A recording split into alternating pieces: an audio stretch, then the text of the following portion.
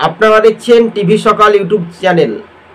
একের পর এক বিজেপির বিধায়করা যখন দল ছেড়ে তৃণমূলের দিকে গেলেন, কিসের জন্য, কিসের ইঙ্গিত? তারা কি কাজ করতে পারছিল না? এমনটাই কিন্তু জল্পনা তুঙ্গে রীতিমতো। আরও 12 জন থেকে 10 জন বিধায়ক, যা তৃণমূলের নেতা থেকে নেতৃত্বদের যে আলোচনা, এই প্রসঙ্গে আমরা দেখতে পাচ্ছি সোশ্যাল মিডিয়ায় 10 থেকে 12 জন নাকি বিধায়ক গোপনে যোগাযোগ রাখছে। অর্থাৎ 26-এর আগেই কি তারা যোগ দেবে? এটা নিয়ে কিন্তু রাজনৈতিক মহলে জল্পনা।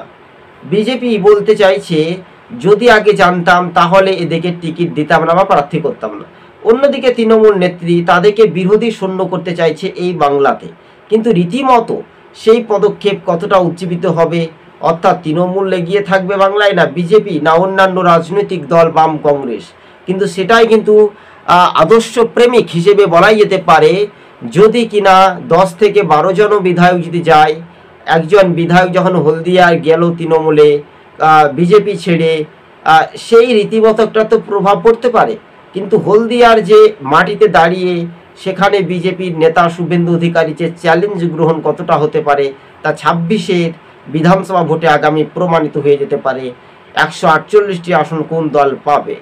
একটা মুসলিম ভোট, একটা হিন্দু ভোট। হিন্দু ভোটের পক্ষে কি বিজেপি আর মুসলিমের পক্ষে কি তৃণমূল?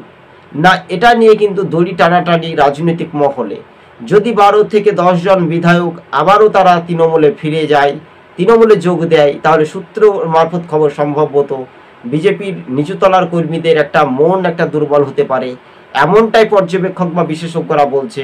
কিন্তু বিজেপির নিচুতলার ভোটার থেকে মণ্ডল নেতাদের জেলার গঠিত হচ্ছে, সংগঠন তারা মজবুত করলেও ফের কিন্তু তৃণমূলের দিকে ভিতরে ভিতরে নাম লেখাচ্ছে।